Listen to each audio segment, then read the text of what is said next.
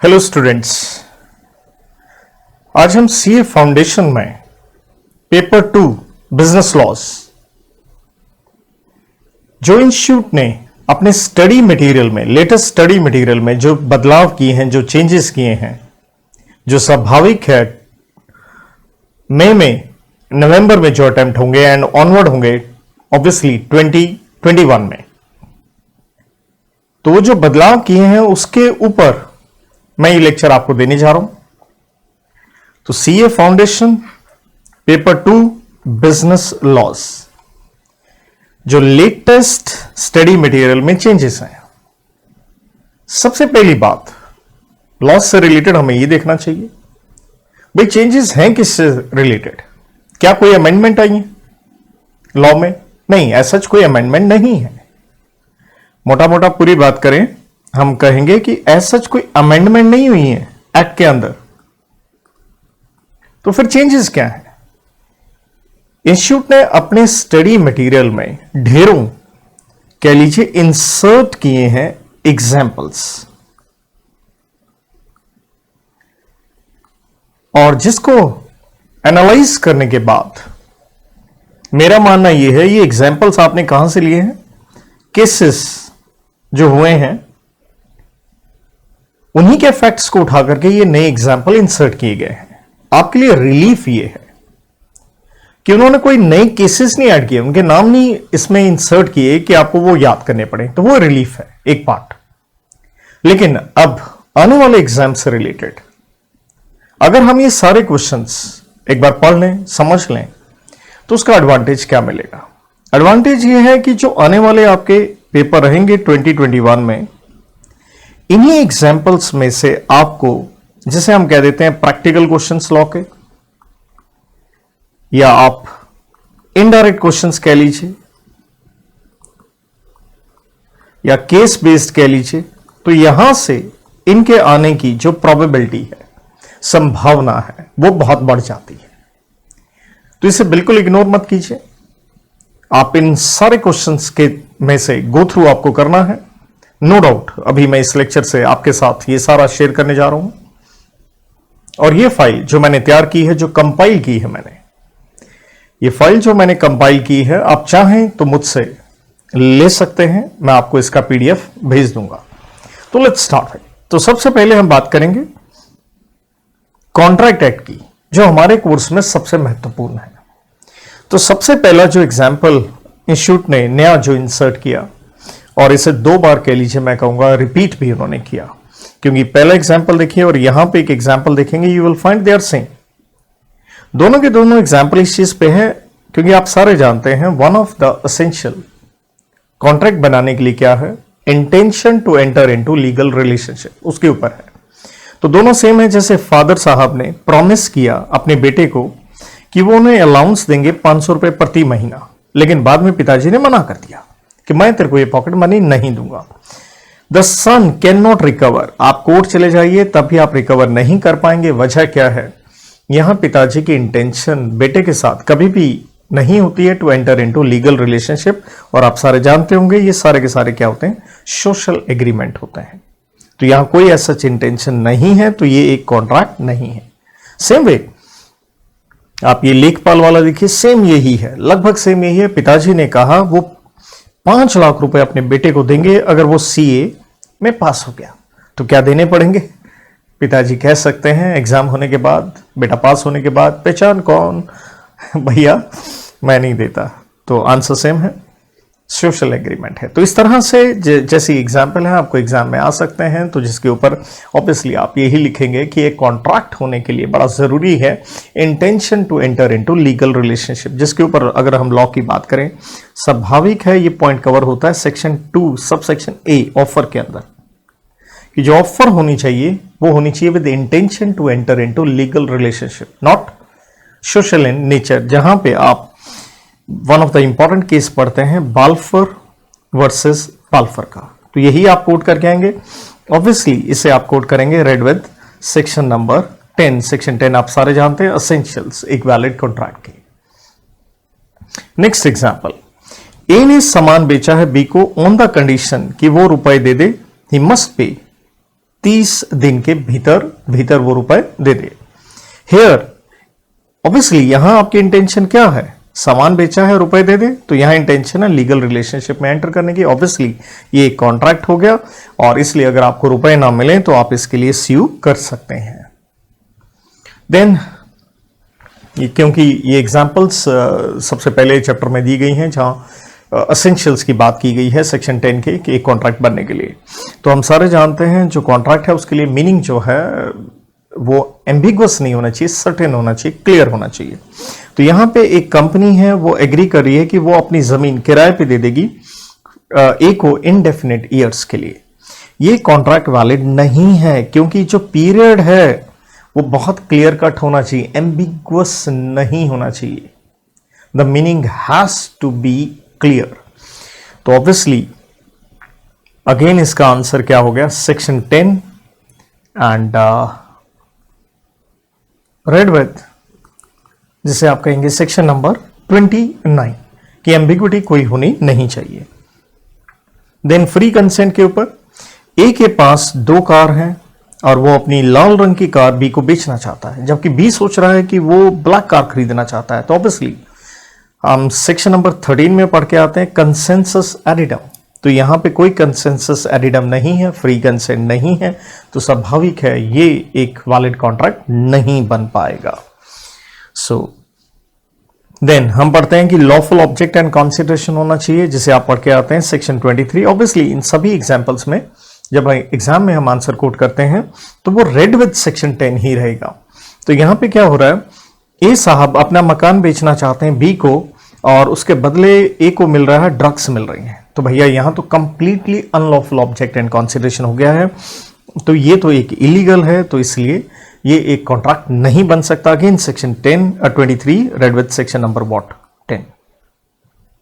Then types of contract में है valid contract. तो वैलिड में है सारे सेक्शन 10 के एसेंशियल सेटिस्फाई हो जाएं। जैसे ए ने पूछा बी से if he wants to buy his bike for 10,000 रुपए, तो बाइक खरीद रहे हैं रुपए के बदले, तो सब कुछ ठीक है, इसमें गलत बात क्या है, तो ऑब्वियसली एक वैलिड हो गया।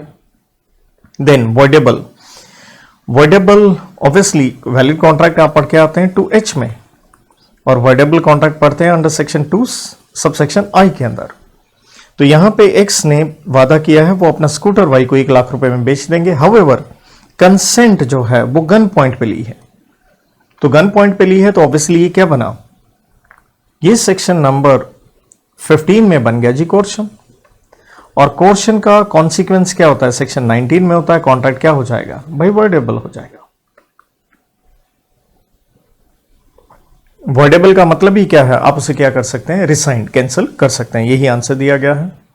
देन अनइनफोर्सेबल कॉन्ट्रैक्ट आप सारे जानते होंगे, ये बहुत बढ़िया कॉन्ट्रैक्ट होता, कोई दिक्कत नहीं होती, लेकिन ये कोर्ट में इन्फोर्स नहीं हो पाता। वजह क्या होती है, कुछ टेक्निकल क्या आ जाता है, डिफेक्ट।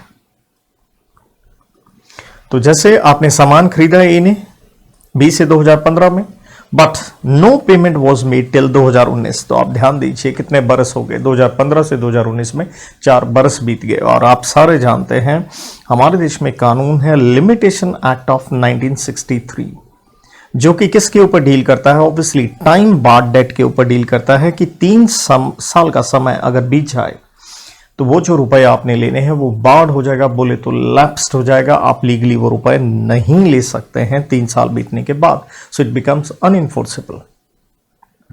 देन इंप्लॉयड कॉन्ट्रैक्ट, जिसके ऊपर आप पढ़ के आते हैं सेक्शन नंबर 9 के अंदर, दैट इज क्योंकि एक्सप्रेस कॉन्ट्रैक्ट क्या है, बाय वर्ड्स विच में बी ओरल और रिटन, तो employed is other than by words.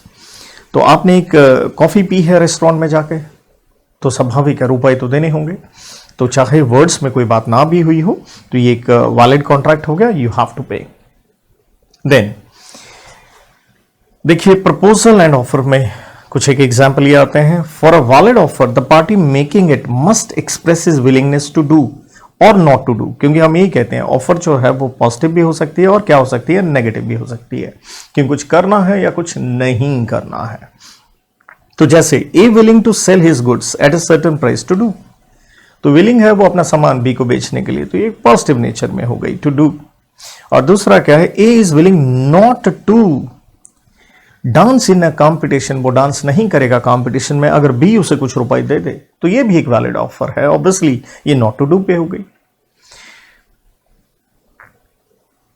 Then अगला पॉइंट कहता है द विलिंगनेस, क्योंकि आप जब ऑफर दे रहे हैं अंडर सेक्शन 2A के अंदर, तो यहां क्या होनी चाहिए, द विलिंगनेस आपकी क्या होनी चाहिए, must be expressed with the view, मतलब पर्पस क्या होना चाहिए, अगले की हाँ या ना जानने के बारे में। तो जैसे ए ने बी को कहा कि वो सोच रहा है कि वो शादी कर ले, तो भैया प्रपोज थोड़े कर रहे हो अगले को शादी करने के लिए, सोचते रहो, तो ये कोई वैलिड ऑफर वाली बात नहीं है। By the end of 2019, it does not constitute an offer of marriage by A to B. Therefore, to constitute a valid offer, expression of willingness must be made to obtain the assent. Assent का मतलब भी क्या, अगले की रजामंदी, हाँ, acceptance of other. Thus, अगर ऊपर वाले एग्जाम्पल में ये लिखा होता will you marry me, तो स्वाभाविक है ये एक ऑफर बन जाता। तो हमें यहाँ शब्दों को देखना है, तो यहाँ शब्द है डिजायर्स, तो ये एक वैलिड ऑफर नहीं है, और यहां ये शब्द बदले तो ये वैलिड ऑफर बन गया। देन हम सारे जानते हैं ऑफर डिफरेंट है किससे, मेयर स्टेटमेंट ऑफ इंटेंशन से। तो इंटेंशन टू ऑफर ऑब्वियसली वो ऑफर से पहले आती है, तो जो इनविटेशन टू ऑफर है, इनविटेशन टू ऑफर पहले है, बाद में ऑफर है। सो उसी के ऊपर है, जैसे a statement of intention and announcement कि मैं ये करना चाहता हूं, तो भाई ये कोई ऑफर नहीं है, ये सिर्फ एक इनविटेशन है। जैसे पिताजी ने बेटे को लिखा about his wish of making him the owner of his all his property, तो वो प्रॉपर्टी दे थोड़े रहे हैं, बस अपने दिल की क्या करी है, बात बताई है, विश। तो ये एक सिर्फ क्या है, स्टेटमेंट ऑफ इंटेंशन है। An announcement to give scholarship to children scoring more than 90%, 95% in 12th board is not an offer. तो this is very interesting, just एक अनाउंसमेंट आपने किया है कि हम स्कॉलरशिप देने के बारे में सोच रहे हैं, तो ये सिर्फ एंड सिर्फ एक क्या है, एक अनाउंसमेंट है, और इसलिए यहां क्या कहा गया, offer is different from mayor, सिर्फ कि हम ऐसा सोच रहे हैं, तो उससे बात नहीं बनेगी, क्योंकि इंटेंशन होनी चाहिए आपकी to enter into legal relationship. तो ये बहुत बढ़िया एग्जांपल रहेगा, चाहे इस एग्जांपल पे स्टार ले लीजिए, क्योंकि आप गलती कर सकते हैं। ये जो अनाउंसमेंट हुआ है स्कॉलरशिप देने वाला। देन एक्सेप्टेंस के ऊपर, एक्सेप्टेंस मस्ट बी कम्युनिकेटेड, ये हम सारे जानते हैं, राइट, क्योंकि बिना कम्युनिकेशन के तो बात नहीं होगी। और ये हम पढ़ते हैं सेक्शन 3 में कम्युनिकेशन, और सेक्शन 4 में भाई उस कम्युनिकेशन का क्या होना जरूरी है, कंप्लीशन होना जरूरी है, तभी वो एक वैलिड कॉन्ट्रैक्ट में बनेगी बात। तो ए ने प्रपोज किया है बी को, A propose B to marry him, ठीक है जी, बिल्कुल सही है, ऑफर सही है। बी ने इन्फॉर्म किया है ए की सिस्टर को, तो डैट मीन्स आपको नहीं कहा, आपकी बहन को कह दिया है कि मैं शादी करने के लिए रेडी हूं, लेकिन होता क्या है, सिस्टर ने अपने भाई को नहीं बताया, तो क्या ये कि वैलिड कॉन्ट्रैक्ट हुआ, नॉट एट ऑल, क्योंकि एक्सेप्टेंस का कम्युनिकेशन आपको होना जरूरी है। क्योंकि कम्युनिकेशन जो एक्सेप्टेंस का है वो किसको होना चाहिए, कम्युनिकेशन एक्सेप्टेंस का होना चाहिए टू ऑफरर को या उसके ऑथराइज्ड एजेंट को, बहन ऑथराइज्ड एजेंट नहीं है, तो इसलिए ये कोई कॉन्ट्रैक्ट नहीं है, क्योंकि कम्युनिकेशन क्या नहीं हुआ, सेक्शन 4 के मुताबिक कंप्लीट नहीं हुआ। देन समय से रिलेटेड, तो ए ने ऑफर किया है कि वो 50 किलो बनानास 500 रुपए में बेचने को तैयार हैं बी को, और बी ने क्या किया, बी ने कम्युनिकेट कर दिया एक्सेप्टेंस 4 दिन के बाद। तो आप कहेंगे बिल्कुल सही है, केले बेचना चाहते हैं, अगले ने 4 दिन के बाद कह दिया, तो क्या दिक्कत है। ध्यान दीजिए, केले एक पेरिशेबल कमोडिटी है, तो ध्यान दीजिए आंसर, ये एक वैलिड कॉन्ट्रैक्ट नहीं है, क्योंकि ये एक पेरिशेबल आइटम है, और 4 दिन में तो केले की लाश मिलेगी भैया। तो यहां पे एक रीजनेबल टाइम क्या हो गया, लैप्स हो गया। सो this is very nice one, I will say इस एग्जाम्पल पे 100% आपको स्टार लेना चाहिए, क्योंकि ऐसी गलतियां एग्जाम में की जा सकती हैं, क्योंकि यहां इंटरप्रिटेशन की बात आ गई, थोड़ा सा दिमाग लगाना पड़ता है, एप्लीकेशन ऑफ माइंड।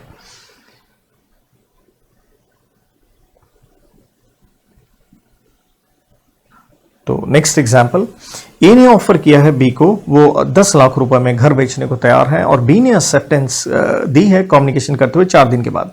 अब ध्यान दीजिए, यहां घर बेचने की बात है, घर कोई खरीदना चाहे तो वो समय लेता है, वो 2, 4, 5 क्या 7 दिन भी लग जाए तब भी ये वैलिड है। तो यहां पे टाइम बिल्कुल रीजनेबल है, कोई दिक्कत की बात नहीं है, रीजनेबल है, स्वाभाविक है, ये क्या हो गया, एक वैलिड कॉन्ट्रैक्ट हो गया।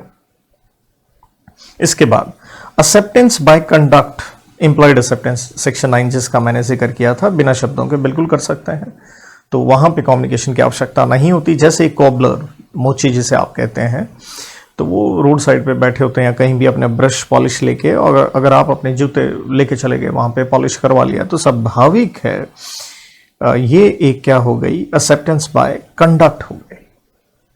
Then communication of acceptance by omission to do something, तो कुछ आपने नहीं किया तो क्या उससे कम्युनिकेशन होगा? बिल्कुल हो सकता है। देखिए, A offers 50,000 to B if it does not arrive before the court, कि भाई अगर आप कोर्ट में मेरे खिलाफ गवाही देने नहीं आएंगे मैं आपको 50,000 दे दूंगा। अब बी नहीं आया तो बी की तरफ से क्या हो गया, ओमिशन हो गया। तो ओमिशन का मतलब भी क्या है, कम्युनिकेशन। ये भी एक इंप्लाइड क्या है, एक्सेप्टेंस है। तो इसलिए this amounts to acceptance. Then modes of revocation of offer, जैसे आप पढ़ के आते हैं सेक्शन नंबर 6 के अंदर, तो नोटिस दे करके आप अपनी ऑफर कैंसिल कर सकते हैं। तो यहां उदाहरण दिया गया है कि भाई A offered to sell goods 5,000 रुपए के through a post but before B could accept the offer, चिट्ठी से आपने अगले को ऑफर दी है, लेकिन अगला एक्सेप्ट कर पाता उससे पहले ए को कहीं और से कोई हाईएस्ट बिड और कोई ऑफर आ गई। सो ए ने क्या किया, अपनी ऑफर जो आपको दी थी वो रिवोक कर दी। किससे? टेलीफोन से, क्योंकि पोस्ट से चिट्ठी आपके पास पहुंचे उससे पहले उसने रिवोक कर दिया। तो बिल्कुल ठीक है, इसमें कोई दिक्कत की बात नहीं है, क्योंकि रेवोकेशन ऑफ ऑफर हम कहां पढ़ के आते हैं, रेवोकेशन हम पढ़ के आते हैं सेक्शन नंबर 5 के अंदर। आप कर सकते हैं, कोई दिक्कत वाली बात नहीं है। अब कुछ एक एमसीक्यू भी उन्होंने डाले हैं, तो देखिए सच फाउंडेशन में ऐसा तो है नहीं कि भाई लॉ का पेपर क्योंकि सब्जेक्टिव है, लेकिन एक आधा कोई एमसीक्यू भी उसके अंदर पूछना चाहें अगले पूछ सकते हैं, तो थोड़ा ध्यान दे देना चाहिए हमें इस पे भी। तो कुछ एक ये क्वेश्चन इन्होंने और इंसर्ट किए हैं। जैसे ए ने बी को कहा, I offer to sell my house, 10 lakh रुपए में मैं आपको बेचने के लिए रेडी हूं, और बी ने क्या किया, एक्सेप्ट कर लिया offer by saying clearly I accept your offer. तो दोनों ने एक दूसरे के आमने सामने बात करी है, तो हम क्या कहेंगे, ये क्या बन गई, एक एक्सप्रेस ऑफर हो गई सेक्शन नंबर 9 में। देन ए ने ऑफर दिया है, वो इनाम देगा 10,000 रुपए का for recovery of some of valuable missing articles, जो उसका सामान खो गया है। बी जिसको पता नहीं था इस ऑफर का, उसे सामान मिला, तो पूछा गया है क्या करेक्ट सॉल्यूशन होगा। देखिए एक एक सॉल्यूशन, एक एक पॉइंट मैं पढ़ूंगा तो लेक्चर बहुत लंबे हो जाएंगे, तो मुझे थोड़ा फास्ट चलना है, तो सीधा सीधा ही मैं आंसर पे आऊंगा। तो देखिए हम सारे जानते हैं एक वैलिड कॉन्ट्रैक्ट के लिए कम्युनिकेशन जरूरी है, तो यहां कम्युनिकेशन नहीं हुआ है। So as there is no acceptance due to want of knowledge, तो इसलिए B is not entitled to get the award of ₹10,000। तो इसके बाद अरुण के पास 2 कार हैं, एक वाइट है एक रेड है, और वो एक कार बेचना चाहता है, और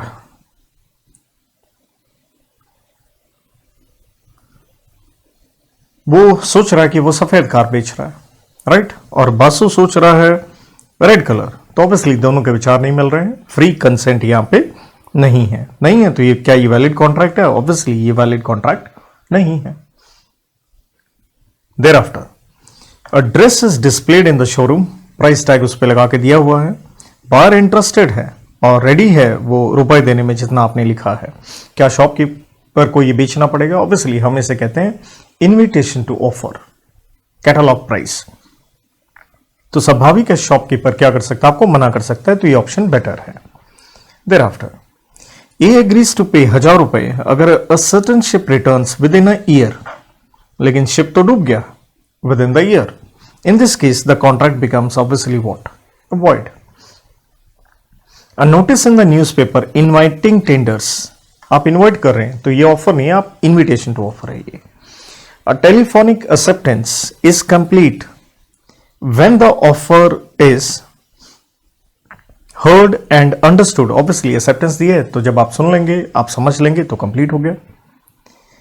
A and B agree to deal in smuggled goods and share the profits.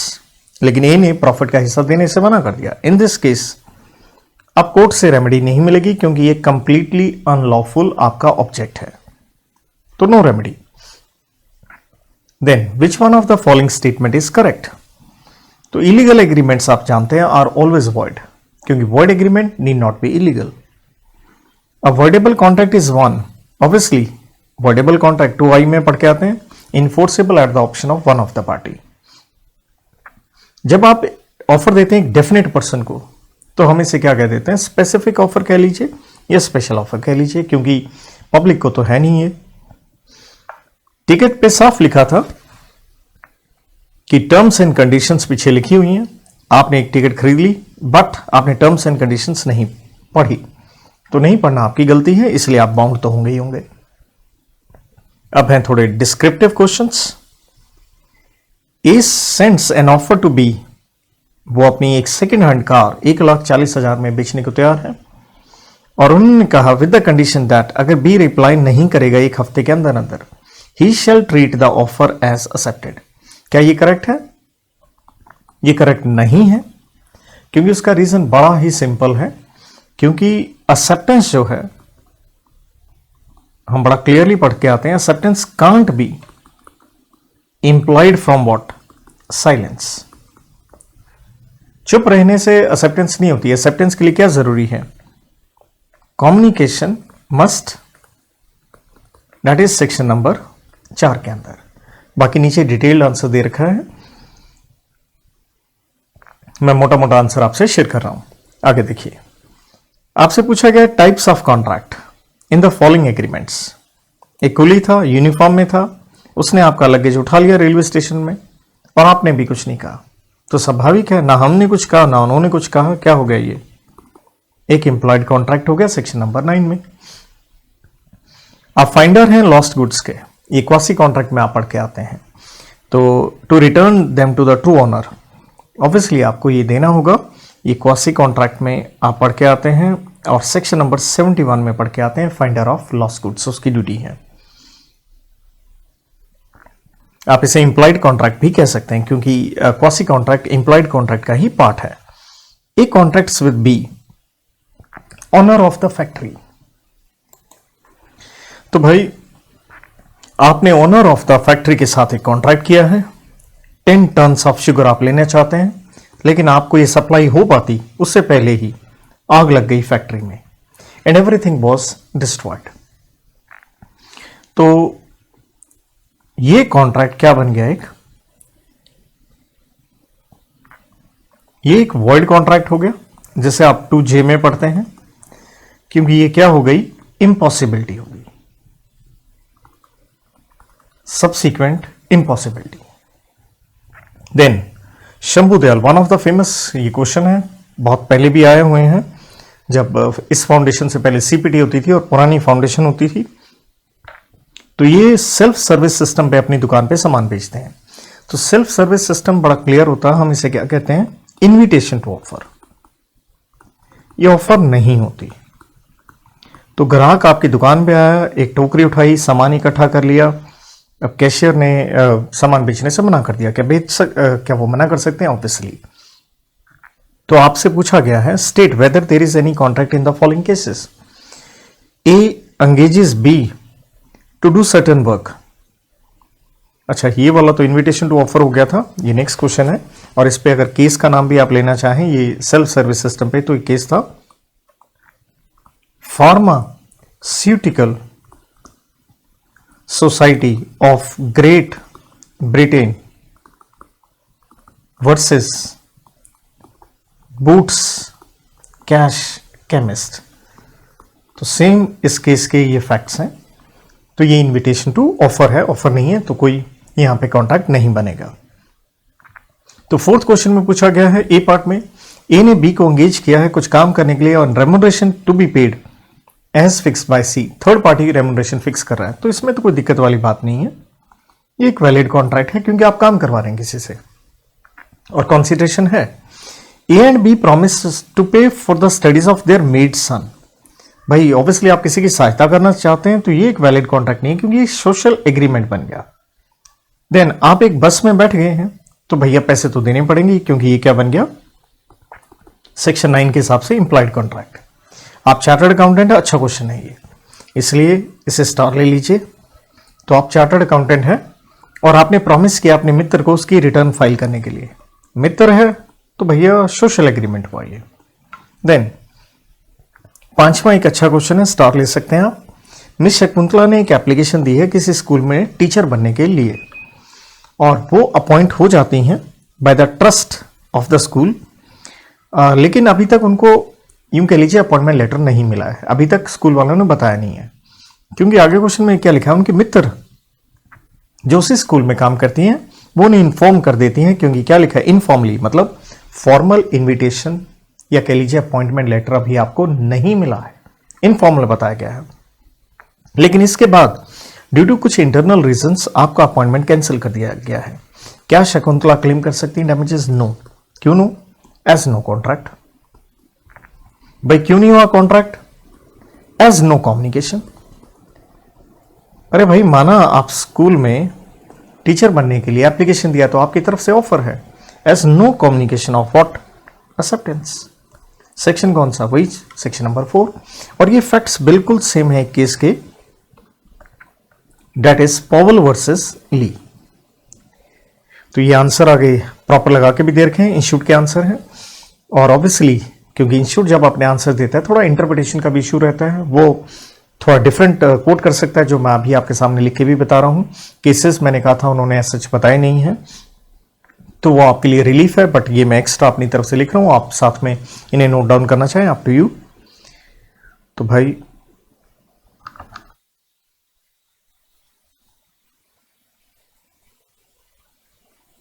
इसके बाद कॉन्सिडरेशन के चैप्टर पे, तो हम सारे जानते हैं कॉन्सिडरेशन क्या है। ऑब्वियसली इसमें दो बातें, टू डू और not to do, doing something, abstinence, not to do. तो एक कॉलेज प्रॉमिस स्टूडेंट्स की 95% से ऊपर जो लेके आएंगे उन्हें जॉब मिल जाएगा। इससे पहले भी हमने एक हल्का सा इसके ऊपर क्वेश्चन देखा था, वो थोड़ा हमने देखा था ऑफर के ऊपर। तो देखिए अगर आप स्कोर करेंगे आपको जॉब मिल जाएगा, माना कॉन्सिडरेशन यहाँ कैश में नहीं है, तो हमने तो कहीं नहीं पढ़ा कि कॉन्सिडरेशन कैश में होना चाहिए। वो तो सेल ऑफ गुड्स का एक्ट कहता है कि जो कॉन्सिडरेशन है, प्राइस है, वो मनी होगा। तो यहाँ कॉन्ट्रैक्ट एक्ट ऐसा कुछ नहीं कहता। तो ऑब्वियसली ये एक वैलिड कॉन्सिडरेशन है, क्योंकि हमें जैसे प्रश्न है इसका जवाब कॉन्सिडरेशन के हिसाब से देना है। तो ये कुछ एग्जाम्पल्स इंस्टीट्यूट ने बनाए हैं, कॉन्ट्रैक्ट के हिसाब से नहीं, टॉपिक वाइज के हिसाब से एग्जाम्पल, तो उसके हिसाब से ही आपको ये आंसर्स इसके दिखेंगे। Then not to do something पे एबीसी की एक शॉप है, XYZ भी उनके साथ ही एक शॉप खोल लेना चाहता है, तो कंपटीशन हो जाएगा। तो यहां एबीसी ने कहा मैं आपको 2 लाख रुपया दे दूंगा अगर आप 1 किलोमीटर दूर मेरे से दुकान खोल लें। ठीक है, it's a valid consideration, not to do something, कि कंपटीशन नहीं होगा। देन कॉन्सिडरेशन हम जानते हैं पास्ट, प्रेजेंट या फ्यूचर हो सकता है। कैश सेल ऑब्वियसली एक परफेक्ट एग्जाम्पल है किस चीज का? प्रेजेंट कॉन्सिडरेशन का। एक हाथ सामान दे, दूसरे हाथ पैसे ले, राइट? तो कैश सेल एक बेस्ट एग्जांपल है, ये लिख के दिया इन्होंने। देन है suit by third party to contract, जिसे आप कहते हैं privity of contract, stranger to contract. तो फैमिली सेटलमेंट, तो फैमिली सेटलमेंट दो अगर भाइयों के बीच में होगी, माँ बाप भी इन्वॉल्व है, क्या माँ बाप कॉन्ट्रैक्ट इन्फोर्स कर सकते हैं? Answer is yes. तो ये लिखा है 2 भाई हैं, उन्होंने तय किया वो माता जी को 20,000 रुपए दे देंगे, बाद में उन्होंने मना कर दिया। क्या उन्हें देने पड़ेंगे? यस, माता जी स्ट्रेंजर होने के बावजूद इस चीज को क्या कर सकती हैं? कोर्ट में इन्फोर्स कर सकती हैं। देन ऐसे ही मैरिज कॉन्ट्रैक्ट, क्योंकि वो भी एक सेटलमेंट है। तो यहां पे मियां बीवी में कुछ झगड़े हों, परिवार उसे सॉर्ट आउट करवा देता है। परिवार चाहे थर्ड पार्टी है, मतलब मान लीजिए दोनों परिवारों में बात हो गई हस्बैंड वाइफ से रिलेटेड, हस्बैंड वाइफ स्ट्रेंजर हो गए, बट स्टिल ये उनके ऊपर क्या होगा? नेचुरल है, इन्फोर्सेबल होगा। तो यहां क्या होता है, मिस्टर एक्स ने अपनी बीवी को छोड़ रखा है, डिजर्टेड, राइट? और rather mister X wife deserted him for ill treating her, मतलब बीवी घर छोड़ के चली गई है क्योंकि आप बदसलूकी करते हैं।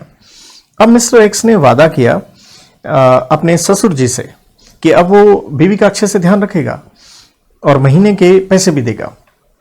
तो देखिए कॉन्ट्रैक्ट हो रहा है दामाद एंड ससुर जी में, लेकिन हो किसके लिए रहा है? बच्चे के लिए, बीवी के लिए। क्या वो इन्फोर्स कर सकते हैं? The answer is yes. Held she has right to sue, अगर वो पैसा नहीं देगा या कुछ गड़बड़ करेगा।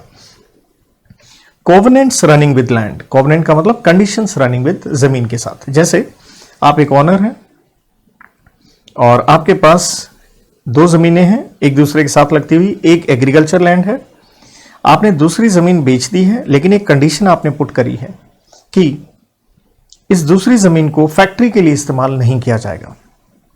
ताकि उसकी दूसरी एग्रीकल्चर लैंड पॉल्यूशन से बची रहे। Such condition is attached with the land, so whoever is the successor of the land, मतलब जो भी उस जमीन को खरीदेगा जो उसने बेची है, has to abide by it, means वो उसके अंदर फैक्ट्री लगा नहीं सकता। देन क्या एक कॉन्ट्रैक्ट वैलिड हो सकता है विदाउट कंसिडरेशन? हम सारे जानते हैं यस हो सकता है। सेक्शन 25 में क्या दी गई हैं, कुछ एक्सेप्शंस दी गई हैं, वरना सेक्शन 25 क्या कहते हैं, agreement without consideration is void एब इनिशियो। तो नेचुरल लव एंड अफेक्शन बिल्कुल है। तो यहां क्या होता है, आपने अपनी न्यूली वेडेड डॉटर इन लॉ को, बहू को एक नेकलेस 5 लाख का दिया, तो ठीक है, बहू ने आपको क्या दिया, कुछ नहीं दिया, वैलिड है, क्योंकि ये नेचुरल लव एंड अफेक्शन है between parties in close relationship. Compensation for past voluntary services, past में जो कोई आपने किसी के लिए कुछ किया था, जैसे मिस्टर एक्स ने मदद की थी अपने भांजे की, had helped his nephew Mr. Y to fight a case in the court of law using his knowledge and intellect. After Mr. Y won the case, उसने अपने मामाओं को कहा 10,000 रुपए देगा, ऑब्वियसली वैलिड हो गया, कॉन्सिडरेशन जरूरी नहीं है। बेलमेंट जिसे आप पढ़ के आते हैं सेक्शन 148 में, बेसिकली इंटर में पढ़ेंगे आप, किसी को सामान दे देना, डिलीवरी ऑफ गुड्स किसी पर्पस के लिए। जैसे यहां मिस्टर ए ने चाबी दी है अपने गोदाम की वाई को, और वहां पे वाई ने अपना सामान रख दिया है, तो मिस्टर वाई को क्या मिला है, पोजेशन ऑफ गोदाम, मालिक थोड़ा हो जाएगा वो गोदाम का, but not the ownership. As soon as mister Y, जैसे वो अपना सामान वहां से उठा लेगा, वो लायबल है to hand over the keys back to mister A, क्योंकि ये बेलमेंट है, किसी को कोई चीज दे देना कुछ काम के लिए। देन ये 1-2 एमसीक्यू दिख रहे हैं यहाँ पे। पास्ट कॉन्सिडरेशन का मतलब ही क्या है, आपने कॉन्सिडरेशन पहले ही दे दिया है prior to the making of contract. A contract without consideration as I said 25 में क्या है, वॉइड है। अब ये डिस्क्रिप्टिव क्वेश्चन है। मिस्टर सोहनलाल ने अपनी 10 एकड़ जमीन बेची है मोहनलाल को 25 सितंबर 2020 को 25 लाख की, 10 एकड़ जमीन। प्रॉपर्टी के पेपर्स में क्लियरली ये मेंशन किया गया है, कंडीशन डाली गई है कि जो भी ये जमीन खरीदेगा वो 9 एकड़ तो जैसे मर्जी इस्तेमाल करना चाहे कर ले, लेकिन 1 एकड़ जो है वो जो सेलर है उसका बेटा, जिसका नाम है छोटे लाल, सन ऑफ द सेलर, वो इस्तेमाल करेगा फॉर कैरिंग आउट फार्मिंग और other activity of his choice. देखिए सिंपल सी बात है, 10 एकड़ जमीन आप बेच रहे हैं, आप अगले को कह रहे हैं 9 एकड़ जो मर्जी कर, बट 1 एकड़ मेरा बेटा ही इस्तेमाल करेगा। तो ये बायर के ऊपर है ऐसी चीज खरीदनी है या नहीं, ये हो गया कोवेनेंट्स रनिंग विद लैंड। तो मिस्टर सोहनलाल की मृत्यु हो गई। अब आगे क्या होता है, आगे होता ये है परचेजर ने कंस्ट्रक्शन स्टार्ट कर ली पूरे के पूरे 10 एकड़ पे, क्या बेटा उसे रोक सकता है? The answer is yes. अब बेटा छोटेलाल केस फाइल करना चाहता है, तो क्या वो जीतेगा? आंसर इज यस, क्योंकि यही आप पढ़ के आते हैं सेक्शन 2D में कंसिडरेशन में। और यहां स्ट्रेंजर हो गया तो फेमस केस आपको पता होगा, चिन्नैया वर्सेस रमैया, और साथ में मैंने अभी कोट किया था ही stranger, covenants running with land, आपको मानना ही पड़ेगा, you don't have the choice. तो इसलिए he will succeed, mister Chhotelal is entitled to file a petition.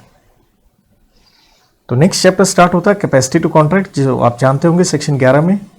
Minor नहीं होने चाहिए, साउंड माइंड के होने चाहिए, नॉट डिस्क्वालिफाइड बाय लॉ होने चाहिए। माइनर हमेशा एडवांटेज ले सकता है अपनी माइनॉरिटी का, चाहे उसने झूठ बोल के अपने आप को मेजर बताया हो।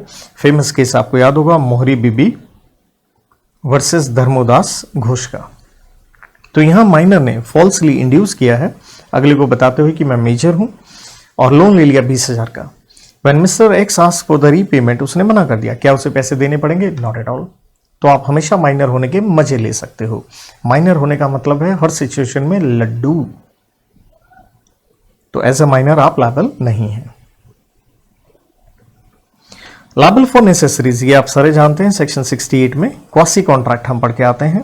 तो माइनर लायबल होता है नेसेसरीज के लिए, लेकिन उसकी जो लायबिलिटी है उसकी प्रॉपर्टी लायबल है, he is not personally liable. तो जैसे श्रुति ने, एक माइनर ने लैपटॉप खरीदा ऑनलाइन क्लासेस के लिए 70,000 का उधार में, लेकिन उसके पास ऐसे सिर्फ 20,000 के हैं, तो स्वाभाविक है वो लायबल सिर्फ कितने के लिए है? 20,000 के लिए, और वो जेल नहीं जाएगी, सेक्शन 68। माइनर यस एजेंट हो सकता है। तो दरअसल माइनर एक एजेंट हो सकता है क्योंकि कॉन्ट्रैक्ट होता है किसके बीच में? प्रिंसिपल एंड थर्ड पार्टी में, तो वो तो सिर्फ एक कनेक्टिंग लिंक है, तो उसमें कोई दिक्कत वाली बात नहीं है। So minor can have an account in the bank, he can draw a cheque, cheque issue कर सकता है सामान खरीदने के लिए, बट वो लायबल नहीं होगा अगर चेक क्या हो जाए, बाउंस हो जाए, क्योंकि हम जानते हैं माइनर की कोई लायबिलिटी नहीं होती है अनलेस क्या हो, नेसेसरीज। क्या माइनर के माँ बाप लायबल होंगे? नहीं, माँ बाप लायबल नहीं होते हैं माइनर के एक्ट के लिए अनटिल एंड अनलेस माँ बाप उसके लिए एजेंट का काम कर रहे हैं। तो देखिए, parents will be liable only when the child is acting an agent for the parents, otherwise नहीं। तो जैसे एग्जाम्पल, रिचा एक माइनर है, वो एक स्कूटी खरीदना चाहती है and mention that her parents will be liable, तो क्या माँ बाप लायबल होंगे? The answer is no, parents won't be liable. Surety for a minor, ये चीज क्या है? अगर एक माइनर को लोन लेना है तो बैंक वालों ने कहा आप क्या लेके आइए? गारंटर, जिसे हम कहते हैं श्योरिटी। तो आपने गारंटी दी है, तो अगर आप मेजर हैं तो आप लायबल होंगे। तो when an adult stands surety for a minor, he is liable, क्योंकि आप तो जिम्मेवार हैं, आपने बैंक के साथ कॉन्ट्रैक्ट साइन किया है, तो आप तो मेजर हैं, इसलिए आप लायबल होंगे। तो यही एग्जाम्पल है कि बच्चे ने एक मोबाइल फोन के लिए लोन लिया तो आप लायबल होंगे। एलिमेंट्स ऑफ विशिएटिंग फ्री कंसेंट, मतलब फ्री कंसेंट मिसिंग है। फ्री कंसेंट सेक्शन 13 से लेके 22 में आप पढ़ते हैं। क्वेश्चन आता है आपका सेक्शन नंबर 15 में।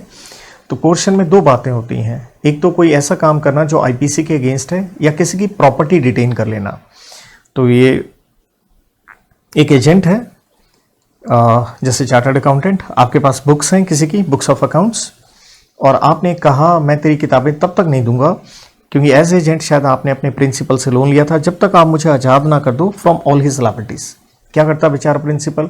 अपने खाते लेने के लिए उसने आपको उस लोन से आज़ाद कर दिया, रिलीज कर दिया। ऑब्वियसली ये कॉन्ट्रैक्ट ऑब्टेन्ड बाय क्वेश्चन है, और आप सारे जानते हैं सेक्शन 19 में ये कॉन्ट्रैक्ट क्या हो जाएगा? वॉइडेबल हो जाएगा। और इस एग्जाम्पल के फैक्ट्स देखें तो एक केस है मुथु चेटियार वर्सेस कृपन चेटी नाम से एक केस है, इतना कुछ नहीं भी याद रहेगा, you can skip it. Undue influence, जिसे हम सेक्शन 16 में पढ़ते हैं, विश्वास का रिश्ता। एक गुरु ने, तो ये एक फेमस केस आ जाता है मनु सिंह वर्सेस उमा दत्त, मनु सिंह वर्सेस उमा दत्त पांडे। तो एक गुरु ने इंड्यूस किया है अपने डिवोटी को कि वो अपनी सारी प्रॉपर्टी आश्रम को दे दे, और उससे चेले को क्या मिल जाएगी? मुक्ति मिल जाएगी। तो ऑब्वियसली अनड्यू इन्फ्लुएंस है। अगेन सेक्शन 19 में कॉन्ट्रैक्ट क्या हो जाएगा? वॉइडेबल, आप अपनी प्रॉपर्टी वापस ले सकते हैं। तो इसलिए हमें अनड्यू इन्फ्लुएंस में क्या देखना होता है? क्या आपने कोई अनड्यू एडवांटेज लिया है? तो ये बहुत ही प्यारी एक एग्जाम्पल है, स्टार ले लीजिए। जैसे एक टीचर है, ask her daughter to get marry to one of his brilliant student. Teacher अपनी बेटी की शादी अपने एक अच्छे स्टूडेंट से करवाना चाहता है। हाँ, लेकिन ऐसा नहीं कि उसकी बेटी नालायक ही थी, क्योंकि साफ लिखा है उसकी जो बेटी है, क्योंकि दोनों के दोनों स्मार्ट हैं, सेटल्ड हैं, इंटेलिजेंट हैं। तो माना टीचर का एक रिलेशन है और वो इन्फ्लुएंस कर सकता है दोनों को, क्योंकि एक तो अपनी बेटी होगी और दूसरा स्टूडेंट हो गया। But as no undue advantage of such influence was taken.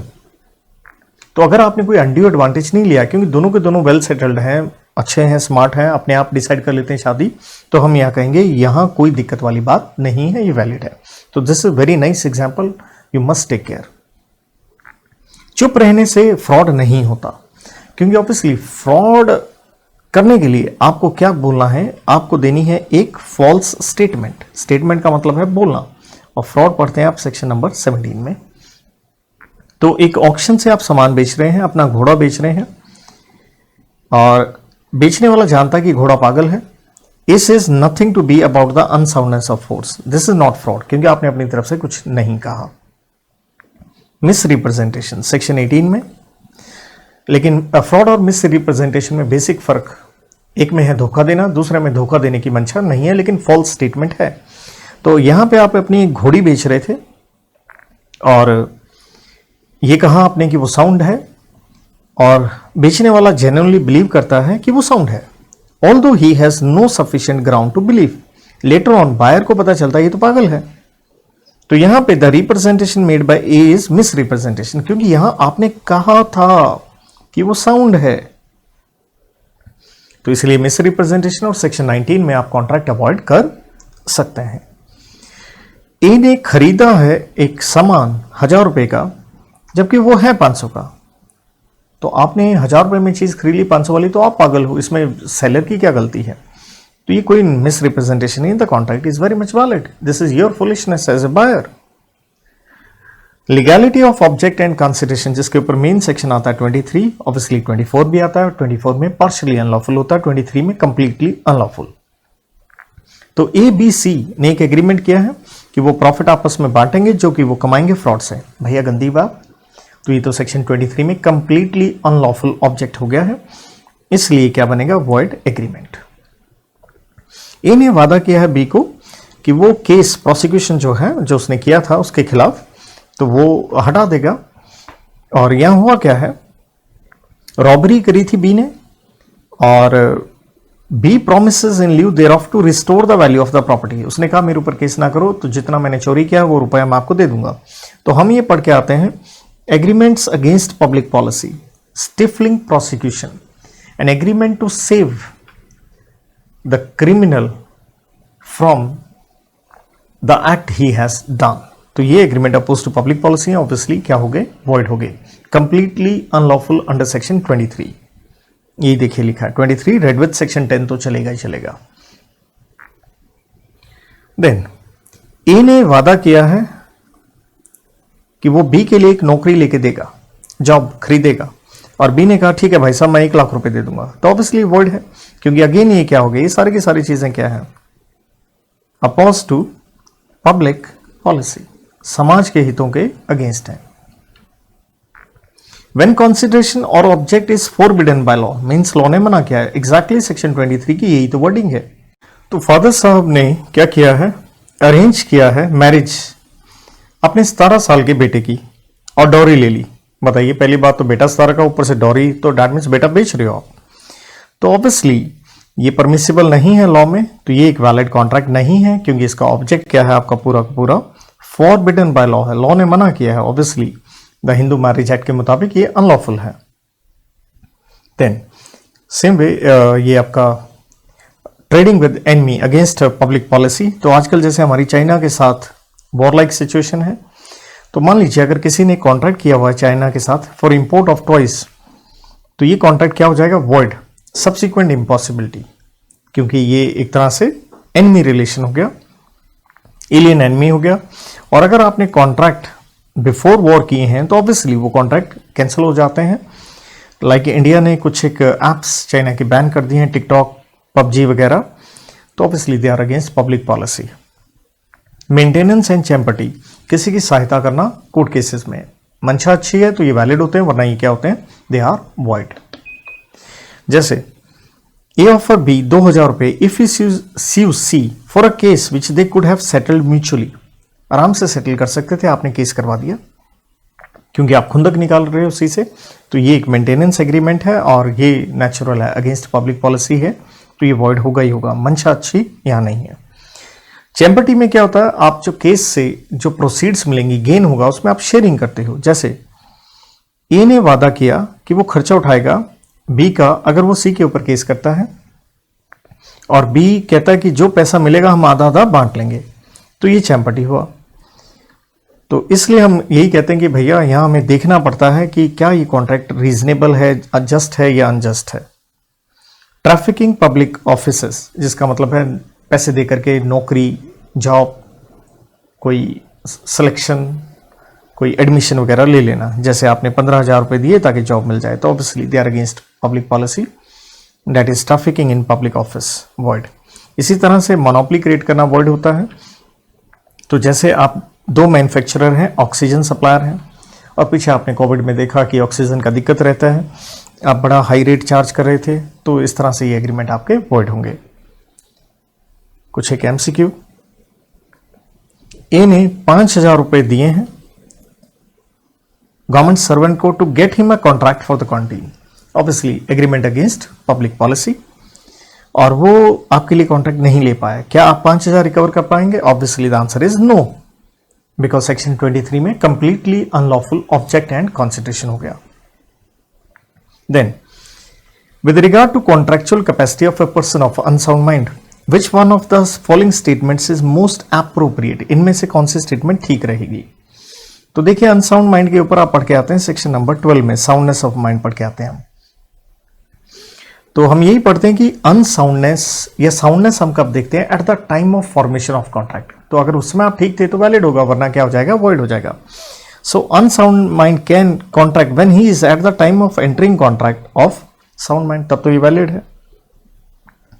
N agreement made under mistake of fact, जैसे बेसिकली आप सेक्शन 20 में पढ़ते हैं, bilateral mistake by both the parties लिखा है। Forming the essential subject matter of the agreement, obviously it is void, क्योंकि दोनों की तरफ से गलती है। आप बहुत ज्यादा जरूरत में हैं 1 लाख रुपए की, आपको बैंकों से लोन नहीं मिल रहा था, आपने अपने मित्र को कहा भैया मेरी मदद कीजिए, और उस मित्र ने बहुत हाई रेट ऑफ इंटरेस्ट पे आपको पैसा दिया। क्यों? क्योंकि उसने कहा मैंने खुद आगे किसी से लोन पे लिया है। तो बताइए आपसे ज्यादा रेट ऑफ इंटरेस्ट लिया, क्या गलत है? बिल्कुल गलत नहीं है, ये सही है। उसने कोई अनड्यू इन्फ्लुएंस नहीं किया, उसने तो खुद लोन पे लेके आपको दिया है। Which of the following is not an exception to the rule that the agreement in restraint of trade is void, जिसे आप पढ़ते हैं सेक्शन 27। तो आप किसी के काम करने पर रोक नहीं लगा सकते, लेकिन लगा सकते हैं, और एग्रीमेंट क्या रहेगा? वैलिड रहेगा। जब हम पार्टनरशिप में पार्टनर्स के ऊपर रोक लगा सकते हैं, ये वो, तो जैसे ये पार्टनर वाले पॉइंट हैं, ये तो ठीक है, ये पार्टनर वाला है तो ठीक है। तो लास्ट में जो पॉइंट बच रहा है, अगर किसी ने अपना बिजनेस गुडविल के साथ बेचा है तो ऑब्वियसली आप उसके ऊपर रोक लगा सकते हैं, वैलिड रहेगा ये। An agreement to pay money और money's worth on the happening और non happening of a uncertain event, obviously wagering agreement है, सेक्शन 30 में पढ़ते हैं हम। अब wagering agreement in India obviously क्या है? सेक्शन 30 में वॉइड है। An agreement the object of which is to procure a public post, वही नौकरी लेना, सेक्शन 23 में अगेंस्ट पब्लिक पॉलिसी हो गया, वॉइड हो गया।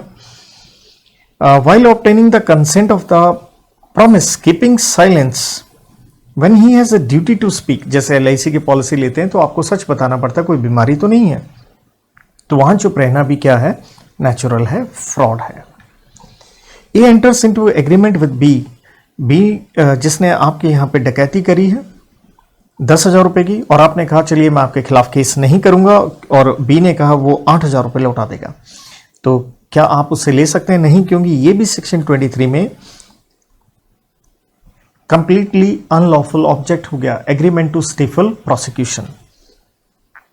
On attaining the age of majority a minor's agreement, obviously आप बाद में रेटिफाई कर नहीं सकते, वही मोहरी बीबी वाला case, Dharmodas Ghose. Then a threat to kidnap one son, कि मैं आपका बेटा किडनैप कर लूंगा वरना 5 लाख रुपए दीजिए, तो ऑब्वियसली ये क्या है? कोर्शन है, सेक्शन 15 में है, तो ये फ्री कंसेंट नहीं है। आप डैमेजेस कब ले सकते हैं? तो डैमेजेस देखिए फ्रॉड में ले सकते हैं 100%। आप कॉन्ट्रैक्ट अवॉइड भी कर सकते हैं, डैमेजेस भी ले सकते हैं। अब मेयर अटेम्प्ट, किसी को धोखा देने का, सिर्फ कोशिश कर देने से फ्रॉड नहीं होता, अगले को नुकसान होना चाहिए तब फ्रॉड होता है। तो ये फ्रॉड नहीं है जब तक अगला धोखा ना खा ले। तो अब हैं थोड़े descriptive question. Student was induced by teacher to sell his brand new car to the latter at less than the purchase price. तो भैया ये तो क्लियर हो गया, सेक्शन नंबर 16 में अनड्यू इन्फ्लुएंस, वही केस जिसका जिक्र किया मैंने, मनु सिंह वर्सेस उमा दत्त पांडे वाला। बाकी नीचे आंसर दे रखा है। आपसे सीधा सीधा पूछा गया मिस रिप्रेजेंटेशन, जिसे आप पढ़ते हैं सेक्शन 18 में, और बड़े अच्छा ये क्वेश्चन कई बार आया भी हुआ है। सोहन ने इंड्यूस किया सूरज को मोटरसाइकिल खरीदने के लिए, कि ये कहते हुए बहुत बढ़िया है, लेकिन खरीदने के बाद सूरज को पता चलता है कि बहुत सारे डिफेक्ट्स हैं भाई इसमें। तो अब सोहन ने क्या किया? रिपेयर करवा दिया, और प्रॉमिस किया कि वो 40% रुपया भी रिपेयर का बेयर कर लेगा। कुछ दिनों के बाद वो फिर से मोटरसाइकिल नहीं चली, तो क्या आप कॉन्ट्रैक्ट रिसाइन कर सकते हैं? Very nice question, very star one. तो देखिए सेक्शन 19 में मिस रिप्रेजेंटेशन की वजह से कॉन्ट्रैक्ट वॉइडेबल होता है, लेकिन यहां नहीं होगा, एक्सेप्शन है if some benefit is taken. क्योंकि आपने क्या किया, आप अवॉइड कर सकते थे, लेकिन आपने उससे 40% रिपेयर कॉस्ट ले ली, तो अब आप अवॉइड नहीं कर पाएंगे। मिस्टर सामंत के पास एक मोटरसाइकिल है, उसने छोटू को कहा भाई वो बेच देगा 3 लाख रुपए में, and offer to sell his motor car for 3 lakh रुपए। मिस्टर सामंत ने छोटू को कहा कि ये 30 किलोमीटर चल जाती है 1 लीटर तेल में, लेकिन फ्यूल मीटर जो था, स्पीड मीटर, सब कुछ ठीक था। तो क्या करना चाहिए छोटू को? कार चला के देख लेनी चाहिए क्या 1 लीटर में 30 किलोमीटर चलाती भी है या नहीं। छोटू ने उसकी बात मान ली, कार ले गया, 3 लाख दे गया। 10 दिन के बाद छोटू ने कहा अरे ये तो बहुत ही छोटी कार है, ये तो चलती ही नहीं भैया, और कि ये जो आपने कहा था कि बड़ी एफिशिएंट है, ये तो एफिशिएंट नहीं है, दिस एंड दैट, क्या आप कॉन्ट्रैक्ट अवॉइड कर पाएंगे? देखिए बड़ी क्लियर बात है, सामंत ने कहा 30 किलोमीटर चलती है, ये उसने क्लियरली सेक्शन 17 में आपके ऊपर फ्रॉड किया। सेक्शन 19 में कॉन्ट्रैक्ट क्या है, आप अवॉइड कर सकते हैं, अवॉइडेबल है, लेकिन फिर यहां एक्सेप्शन लगती है, आप अवॉइड नहीं कर पाएंगे। भाई क्यों नहीं कवर पाएंगे? रीजन ये है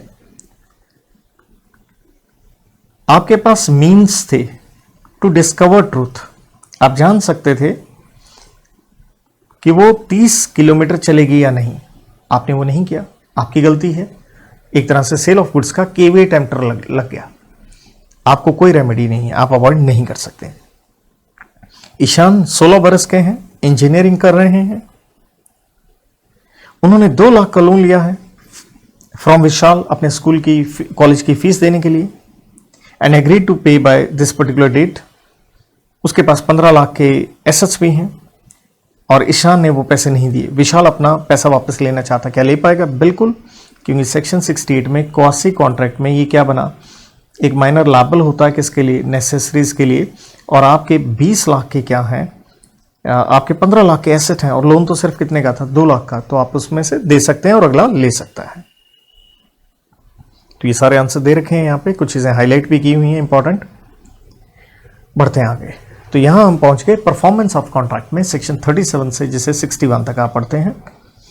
तो देखिए पी ने वादा किया है to deliver certain goods to R, ठीक है जी। P takes the goods to the appointed place during business hours, लेकिन R refuses to take the delivery. तो एक तरह से जब आप सामान बेचने का कॉन्ट्रैक्ट था, आप सामान लेके चले गए, तो ये आपकी तरफ से अटेम्प्टेड परफॉर्मेंस है, लेकिन अगले ने तो परफॉर्मेंस करवाई नहीं। So it is as good as actual performance. Attempted performance आप सेक्शन 38 में पढ़ते हैं, जबकि प्योरली परफॉर्मेंस आप पढ़ के आते हैं 37 में। देन सेक्शन 54 आता है, ये आता है रेसिप्रोकल प्रोमिसेस के ऊपर, और ये आता है failure by the party who is to perform first. जैसे ए ने बी को लिया है, hires B to make a shoe rack, बनाइए। तो शू रैक बनाने के लिए जो सामान था, मटेरियल था, वो ए ने देना था। ए विल सप्लाई प्लाईवुड, फेविकॉल वगैरह वगैरह। बी बेचारा आ गया शू रैक बनाने के लिए, कारपेंटर है, अपॉइंटेड डे टाइम पे आ गया, लेकिन आप उसके लिए रॉ मटेरियल नहीं लेके आए। तो इसमें ए परफॉर्मेंस क्लेम नहीं कर सकता, क्योंकि पहली जिम्मेवारी आपकी थी, रॉ मटेरियल आप दें, आपने नहीं दिया। तो यहां बी क्या कर सकता है, कॉन्ट्रैक्ट डिसाइड कर सकता है और आपको स्यू कर सकता है डैमेजेस के लिए। He is discharged and he can sue you for what, damages. तो ये लिखा है कॉम्पनसेशन देना पड़ेगा। Then discharge of contract, obviously contract खत्म हो जाएगा, काम कर दीजिए, खत्म। तो जहां आपका कॉन्ट्रैक्ट हुआ है कि आप टिम्बर देंगे, आपने टिम्बर दे दिया, लेकिन ए ने टिम्बर नहीं लिया, आपने तो कोशिश कर दी, attempted performance, you are discharged. Discharge by impossibility of performance, जैसे आप पढ़ते हैं सेक्शन 56 के अंदर। जैसे ए ने एग्री किया है वो अपना घोड़ा बेच देगा 5000 में, लेकिन घोड़े की हो चुकी है डेथ, तो ऑब्वियसली ये इम्पॉसिबल टू परफॉर्म है। तो यहां पे आप क्या हो गए, डिस्चार्ज हो गए due to impossibility of performance. तो अगला क्वेश्चन आता है discharge by breach of contract. Breach of contract जिसकी डेफिनेशन आप पढ़ के आते हैं सेक्शन नंबर 39 में। तो एग्जाम्पल है, ए ने कॉन्ट्रैक्ट किया है बी के साथ कि वो 100 किलो चावल देगा 1 जून को, लेकिन उसने नहीं दिया, तो ये एक्चुअल ब्रीच हो गया, क्योंकि ब्रीच 2 प्रकार से होता है, एक्चुअल या एंटीसिपेटरी, एक वक्त से पहले। तो यहां पे नेचुरल है, दूसरी पार्टी क्या क्लेम करेगा आपसे, डैमेजेस। ये 2-3 एमसीक्यू हैं, देखिए। If a person accepts a lesser sum of money, 10,000 लेने हैं, 8,000 लिए हैं, तो इसे हम क्या कहते हैं, रिमिशन, अंडर सेक्शन व्हाट, 63 में। नोवेशन जिसे आप सेक्शन 61 में पढ़ के आते हैं।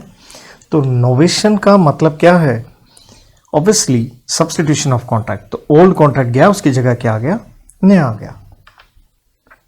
Novation and alteration are same, नहीं ये तो पक्की बात है, दोनों गलत है।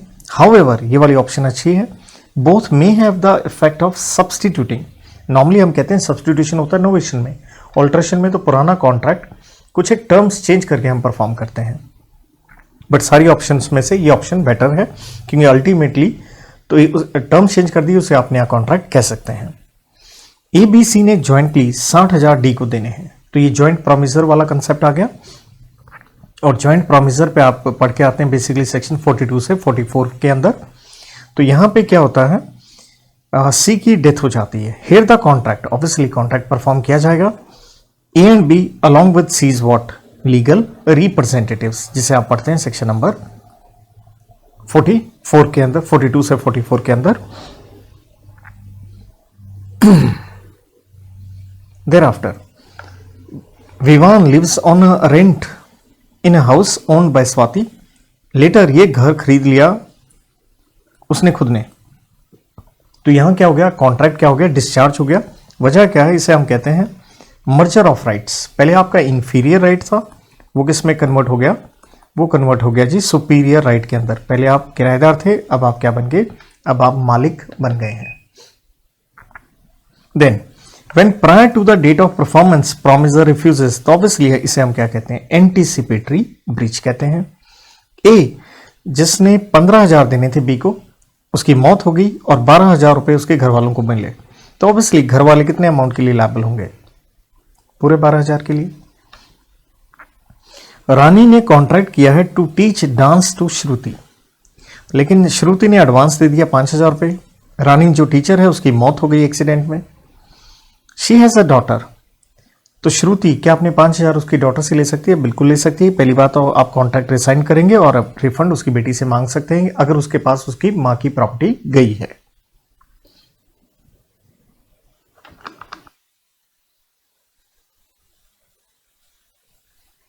एक्स वाई जेड ने ज्वाइंटली 50,000 ऐसे लिए हैं, तो वही ज्वाइंट प्रोमिसर सेक्शन 42 लग गया। Whole of the amount was repaid by Y, तो क्या वाई रिकवर कर सकता है contribution from X and Z, obviously yes, section 43 में। और legal representative of X are liable in the case of death, obviously yes, same sections. Y can recover the contribution from the assets in case Z becomes insolvent, again yes, section 43. Mr. Rich aspired, वो चाहते हैं कि एक उनका portrait बने bye artist. वो उनकी workshop में जाते हैं और उन्हें कहते हैं कि भाई एक ऑयल पेंटिंग कैनवस मेरा बना दीजिए। तो जो आर्टिस्ट हैं उन्होंने कहा 50,000 रुपये एडवांस में दीजिए और 10 सीटिंग में ये पेंटिंग मैं बना दूंगा, 3 महीने लगेंगे। अब रिच उनकी वर्कशॉप पे जाते हैं, 6 सीटिंग है। मिस्टर रिच को बताया जाता है कि जो पेंटर साहब हैं वो पैरालाइज्ड हो गए हैं, वो काम नहीं कर पाएंगे 1 साल के लिए। उनका बेटा है, पढ़ रहा है और वो आर्टिस्ट नहीं है। तो आपसे पूछा गया, can mister Rich ask mister K to complete the artistic work? No, क्योंकि ये सेक्शन 41 में है, क्योंकि ये कॉन्ट्रैक्ट किसके ऊपर बेस्ड है, पर्सनल स्किल के ऊपर है, तो आप उसके बेटे को लायबल नहीं करवा सकते। क्या वो रिफंड मांग सकते हैं? यस, वो मांग सकते हैं। नेक्स्ट क्वेश्चन, मिस्टर झूठ ने कॉन्ट्रैक्ट किया है सच के साथ उनकी कार खरीदने के लिए 5 लाख में, और 3 महीने के भीतर 20,000 का सिक्योरिटी अमाउंट झूठ ने सच को दे दिया है कि मैं खरीद लूंगा 3 महीने में और पूरे 5 लाख दे दूंगा, फिलहाल 20,000 पकड़िए। 3 महीने बीत गए हैं और झूठ जो है, क्योंकि वो तो झूठा है, उसने तो खरीदा नहीं कार, टाइम बढ़ा आगे और 3 महीने बीत गए। झूठ ना हाँ कह रहा है, ना कह रहा है, ना फोन उठा रहा है। After lapse of another period of 6 months झूठ ने सच के कॉन्ट्रैक्ट किया और कहा मुझे नहीं कार चाहिए, मेरे 20,000 रुपये लौटा दिए जाएं। तो प्रश्न ये है, क्या आपको ये पैसे रिटर्न करने पड़ेंगे? बिल्कुल नहीं करने पड़ेंगे, क्योंकि क्या किया अगले ने, ब्रीच ऑफ कॉन्ट्रैक्ट। और ब्रीच ऑफ कॉन्ट्रैक्ट के ऊपर आपको क्या मिलने चाहिए, डैमेजेस तो मिलने ही चाहिए। और डैमेजेस आप पढ़ते हैं सेक्शन नंबर आपका 73 से 75 के अंदर। आगे ये भी पूछा गया है, also examine the validity of claim made by झूठ if motors car would have destroyed by an accident within 3 months। फिर तो ठीक है भाई, क्योंकि यहां तो सेक्शन 56 लग गया, ये एक वॉइड कॉन्ट्रैक्ट हो जाएगा जिसकी डेफिनेशन आती है 2J में, क्योंकि ये क्या हो गई, सब्सिक्वेंट इम्पॉसिबिलिटी। फिर आप अपना 20,000 रुपया वापस अगले से ले सकते हैं। ये एक अच्छा प्रश्न है, स्टार लीजिए इसे। मुरारी जो है उसने 3 बार आपसे उधार में सामान खरीदा है और आज तारीख है 31 मार्च 2020, 12,120 ये रुपए ड्यू थे 2016 में, 5650 ड्यू थे 2018 में, 9680 ड्यू थे 2019 में। तो ये दरअसल कंसेप्ट किसके ऊपर आ गया, अप्रोप्रिएशन ऑफ पेमेंट के ऊपर आ गया। 3 बिल हैं और अप्रोप्रिएशन ऑफ पेमेंट हम कहां पढ़ते हैं, सेक्शन नंबर 59 से लेके 61 में, कि जब अगर आप पार्ट पेमेंट करेंगे, पहली चॉइस डेटर की होती है, सेकंड क्रेडिटर की होती है, दोनों कुछ ना कहीं तो in the order of date. अब होता क्या है, मुरारी ने पेमेंट करी है 1 अप्रैल को 2020 को, एक दिया 9680 का चेक, भाई 9680 का दे दिया तो अंडरस्टूड है वो ये वाली पेमेंट क्लियर कर देना चाहता है। एक दिया 15,000 का, 15,000 की तो कोई आइटम नहीं है, तो ये 15,000 हम एडजस्ट कैसे करेंगे, in the order of date. यहां लगा सेक्शन 61, यहां लग गया दरअसल 59। तो पहली पेमेंट देखिए 12,120 की है और बाकी भी कुछ अमाउंट बच जाएगा, तो 5650 में से आप थोड़ा बैलेंसिंग फिगर क्या कर सकते हैं, एडजस्ट। देन आपसे पूछा गया है क्या राइट्स होंगे प्रोमिसर के in the following cases with reasons. Mister X promise to bring back mister Y to life again. मर गया आदमी, वो जिंदा नहीं हो सकता। ये 56 में इम्पॉसिबिलिटी है, और ये कौन सी इम्पॉसिबिलिटी है, शुरू से है। तो शुरू से है तो ये वॉइड कॉन्ट्रैक्ट नहीं है, रादर ये वॉइड एग्रीमेंट है। ए एग्रीड टू सेल 50, ये अच्छा क्वेश्चन है, स्टार ले लीजिए। इन्हें एग्रीमेंट किया है वो 50 किलो क्या करेगा, एप्पल देगा। एप्पल अगेन देखिए ये पेरिशेबल हो गए, पेरिशेबल के ऊपर एक क्वेश्चन मैंने पहले भी स्टार आपको बताया था, यहां गलती कर सकते हैं हम, इसलिए आंसर पेरिशेबल के हिसाब से देने चाहिए। ट्रक जो है वो 15 मार्च को चला गया, लेकिन हमारे देश में ये पंगे होते रहते हैं, रॉयट्स वगैरह किसी ना किसी वजह से, तो वो बेचारा 19 मार्च को पहुंचा। तो इससे क्या होगा, एप्पल तो क्या हो जाएंगे, पेरिशेबल हैं, डिस्ट्रॉय हो जाएंगे। तो भाई डिस्ट्रॉय हो जाएंगे तो इन दैट सिचुएशन तो आप रुपए ले नहीं पाएंगे अगले से। तो इस ढंग से हम इसका आंसर देंगे कि भाई ये तो एक तरह से क्या होगी, सेक्शन 56 ही रहा, लेकिन इसे हम क्या कह देंगे, सब्सिक्वेंट इम्पॉसिबिलिटी। अगेन आर्टिस्ट के ऊपर क्वेश्चन है, उसने पेंटिंग करनी थी लेकिन एक्सीडेंट हो गया, lost his both hands. Again हम इसे क्या कहेंगे, subsequent impossibility, section 56। It becomes, दोनों सिचुएशन में एक वॉइड कॉन्ट्रैक्ट बन गया, ये आप इसे इन्फोर्स नहीं कर सकते। ये फिर वही चाइना वाला आ गया, ट्वाइस वाला हमने पहले भी पढ़ा था। तो ये हमने पढ़ा था एलियन आपका एनिमी। दोनों देशों में डिस्टर्बेंस होगी, अगेन आप कोट क्या करेंगे, सेम यही आंसर, सब्सिक्वेंट इम्पॉसिबिलिटी, सेक्शन 56। तो ये सारे आंसर्स प्रॉपर लगा के भी दे रखे हैं, कुछ कुछ चीजें देखिए हाईलाइट वगैरह कर रखी हैं। तो इसके बाद एक्स ने प्रॉमिस किया है एक प्रीस्ट को कि वो 10,000 दान में देगा। तो देखिए इसमें कॉन्सिडरेशन तो है नहीं, क्या देना पड़ेगा। आपके कहने पे प्रीस्ट ने कुछ खर्चा कर दिया और उसकी लायबिलिटी हो गई, रिपेयर करवा दिया मंदिर, तो क्या प्रीस्ट आपसे रिकवर कर सकता है 7500? यस। क्यों? दरअसल ये बना आपका एक्सेप्शन टू कॉन्सिडरेशन में, ये वैलिड है, आपको पैसे देने पड़ेंगे। दरअसल ये केस एक केदारनाथ वर्सेस गौरी मोहम्मद, केदारनाथ वर्सेस गौरी मोहम्मद, आपको पैसे भरने पड़ेंगे। इंजंक्शन हम किस पे भरते हैं, ब्रीच ऑफ कॉन्ट्रैक्ट में, कि अगर एक पार्टी ब्रीच करती है तो दूसरी कोर्ट में उसके खिलाफ जा सकती है कि इस आदमी को रोका जाए वो करने से जो इसने वादा किया था नहीं करेगा। जैसे यहां पे एक सिंगर है, आपके साथ कॉन्ट्रैक्ट किया है कि वो आपके थिएटर में 2 महीना काम करेगा और वो कहीं और काम नहीं करेगा, तो इस दौरान वो काम करता है तो हम उसके खिलाफ as a remedy for breach of contract case कर सकते हैं, suit for injunction to stop him from doing what he has promised not to do. Again कुछ एक एमसीक्यू, आपने कॉन्ट्रैक्ट किया 200 बोरी आप चावल देंगे 30 दिसंबर को, लेकिन 20 पैक देने के बाद आपने कहा भाई मैं तो नहीं देता। ऑब्वियसली एक्चुअल ब्रीच हो गया क्योंकि आपने साफ कह दिया सेक्शन 39। देन कोर्ट का ऑर्डर आया है और कहा है डिफॉल्टिंग पार्टी को अपना वादा जो आपने किया है वो निभाइए। ऑब्वियसली ये स्पेसिफिक परफॉर्मेंस है, क्या आपने जो वादा किया वो निभाना पड़ेगा। क्वांटम पीरियड का मतलब ही क्या है, एज मच एज अर्न्ड।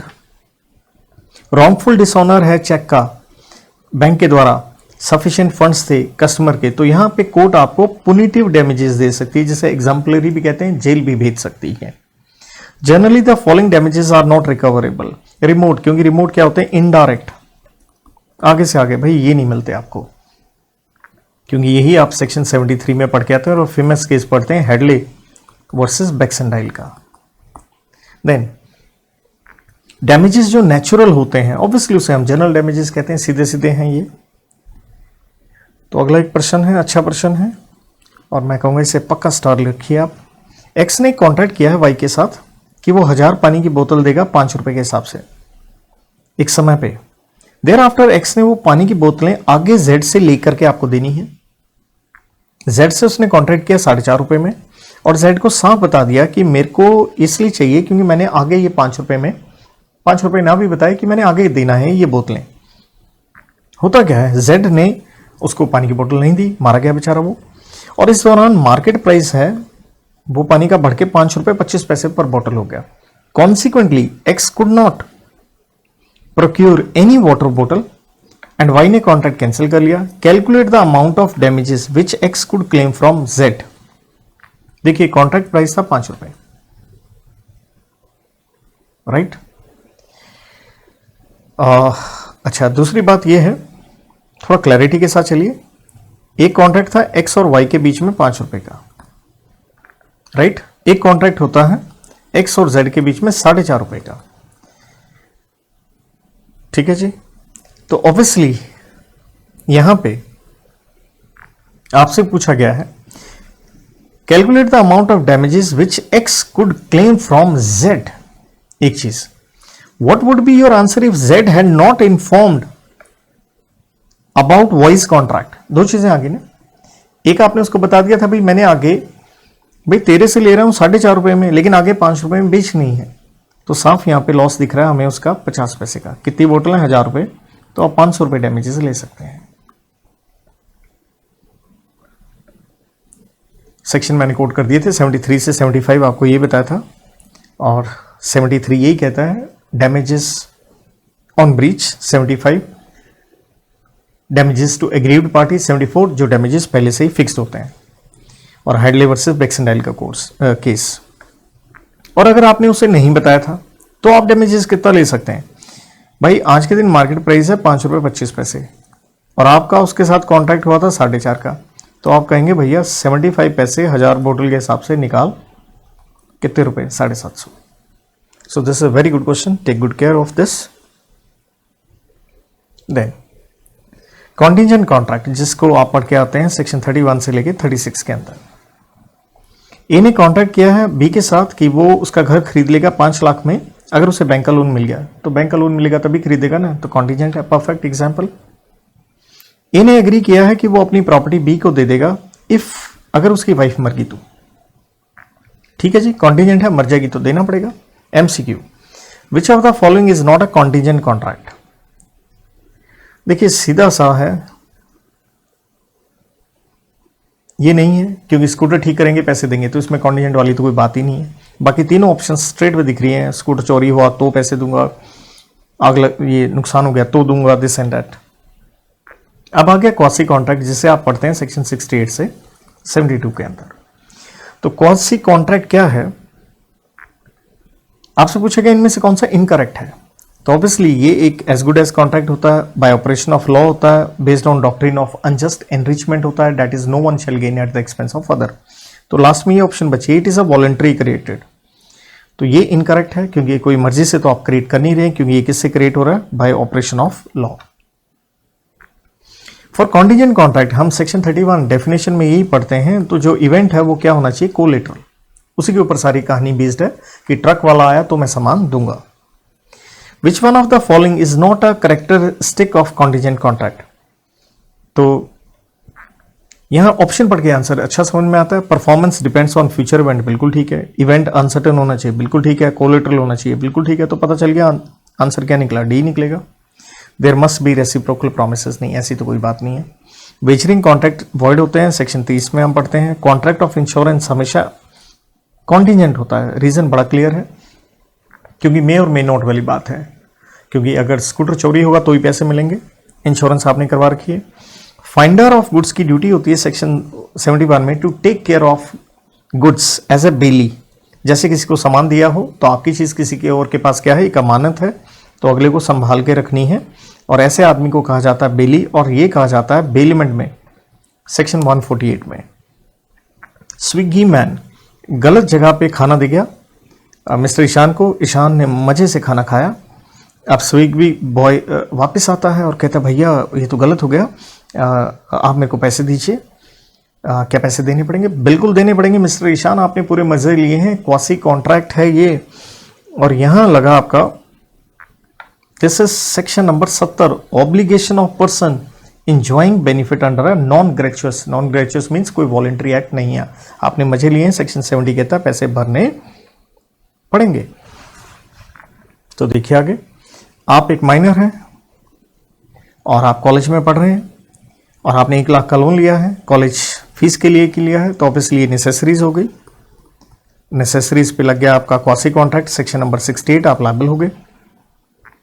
आपके पास एसेट है 9 लाख के, ऐसे पहले भी हमने एग्जाम्पल देख लिए थे, तो आपको ये 1 लाख रुपया भरना पड़ेगा, आप लायबल हैं। पी अपना सामान डी के घर में रख गया, डी का लैंडलॉर्ड आया और वो आपका सामान उठा के ले गया, क्योंकि उसका रेंट ड्यू था। अब आपने रेंट दिया ताकि आपको आपका सामान वापस मिले, क्या आप पी से ये पैसे ले पाएंगे? ऑब्वियसली आंसर यहां यस है, क्योंकि ये सेक्शन बनता है आपका 69, रिम्बर्समेंट ऑफ मनी पेड, कि आपको आपका पैसा वापस मिलना चाहिए। Reimbursement of money paid due by another, quasi contract. और ये फैक्ट्स बिल्कुल एक फेमस केस के हैं, एक्साल वर्सेस पॉटरिच। तो यहां पहुंच के हमारा कॉन्ट्रैक्ट एक्ट बेटा जी समाप्त होता है। एंड ये जो मैंने क्वेश्चंस डिस्कस कर दिए हैं, ऑब्वियसली जो बच्चे पहले पढ़ चुके हैं उनके लिए भी यूजफुल है, जो बच्चे अभी भी पढ़ रहे हैं, क्योंकि ये सारे क्वेश्चंस हैं, तो आप कोई भी ये लेक्चर देख सकता है। और आपको ये पीडीएफ वगैरह चाहिए भी हो तो ये फ़ोन नंबर है, यू कैन मेरे को मैसेज कर सकते हैं, आई विल सेंड। और दूसरी बात ये है कि ये सिर्फ कॉन्ट्रैक्ट एक्ट अभी हमने पढ़ा है, इसके बाद भी सारे एक्ट्स हैं, तो वो हम पार्ट बी ऑफ क्लास में उनके ऊपर डिस्कशन करेंगे। Have a good time, good luck, God bless.